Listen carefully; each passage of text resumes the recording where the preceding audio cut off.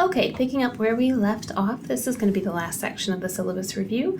The next video will show you how to access the syllabus and course content on Blackboard. So something really important to talk about is academic honesty and its opposite, academic dishonesty. I take it very seriously. So academic honesty is taking credit only for your ideas and efforts that are your own.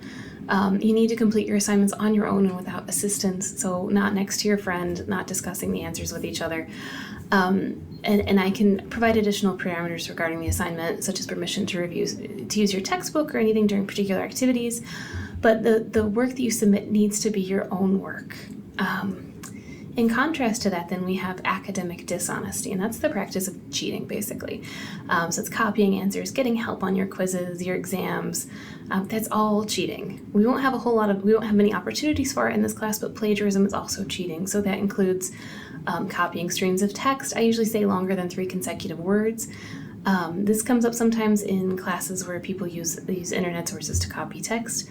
Most of us can pick up on the fact when it's not your writing. If you submit it with Canadian spelling, I'm going to notice that that's interesting, and unless I happen to know that you're Canadian, I might be like, hey, what's going on with this?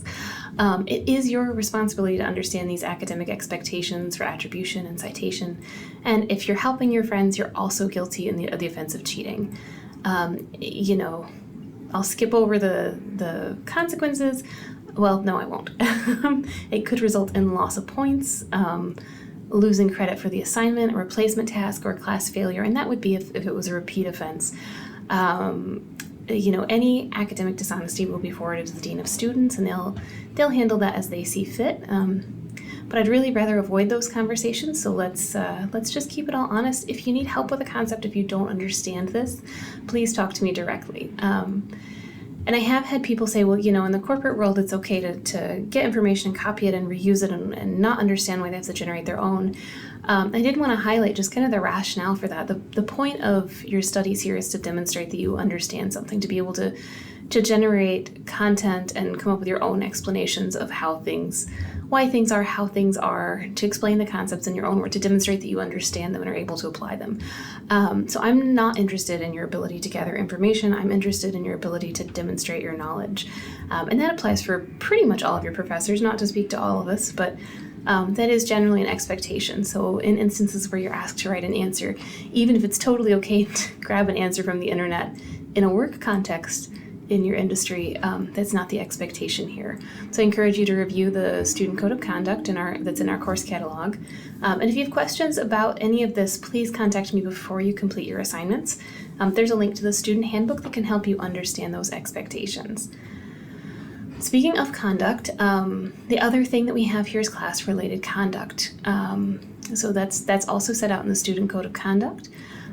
Basically, I expect people to be civil to each other, to be nice, to be kind and respectful, even if you disagree. That applies both to our interactions between you and I, as well as interactions with other students in the class. To not make discriminatory comments, to really avoid all those things that don't further dialogue. So then we have accommodations. If you're a student with a disability and you need additional support or accommodation, please contact UAA Disability Support Services. The web address is also in the syllabus to request the accommodations as soon as possible. So you want to do these early in the semester because they can't go backwards. They're not retroactive. It's only once DSS tells me to give you accommodations that I'm allowed to provide those. So if you know this is something you're going to need, I would encourage you to do that as soon as you get done with this video. Go ahead and submit that request so that we can make sure that we're meeting your needs. And then I did design the course materials with accessibility in mind, but if there are unforeseen barriers accessing these materials, please let me know. I'm happy to come up with a workaround. Speaking of other laws, we also have FERPA. That's the law that governs your privacy as a student.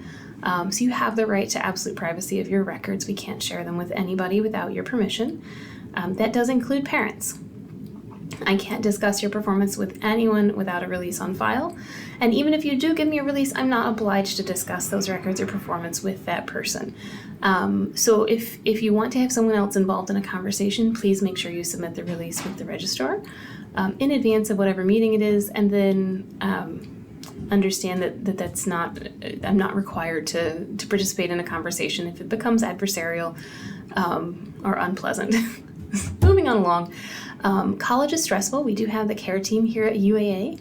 So if you or someone you know needs additional support, you can refer them to the care team or reach out to them yourself. So they can provide access to all kinds of things. And if you come to me with a problem and I have serious concerns, I may reach out to the care team. Personally, I would tell you that I was going to do that and make sure it was okay with you. Others may vary, but here's the information for contacting the care team. Just note that if it is a real life and death emergency or even any kind of emergency, please call the university police or 911 if you're off campus. So Title IX prohibits discrimination. You can read more about that there. I would encourage you, if you haven't already done it, to complete your Title IX training. You can access it through the link in the syllabus, so that saves you some effort. And then as we wrap up, the one other thing I have to tell you about is our emergency food support. So if you find yourself facing like difficulty getting enough to eat or having a safe place to live, please reach out to the food pantry via the Student Health and Counseling Center. So here's their information here. And you can reach out to the Seawolf Pantry to get additional resources for food. So that about covers it for our syllabus today. Please take a moment to review all of the information that I've shared and reach out to me if you have any questions or if there's anything that you don't understand, or just if you want to say hello, feel free to shoot me an email or drop by office hours. Okay, so we'll go ahead and stop here and I'll make another video for us just to help those of you who are unfamiliar with Blackboard and to show you kind of how I set up my course. All right, thank you.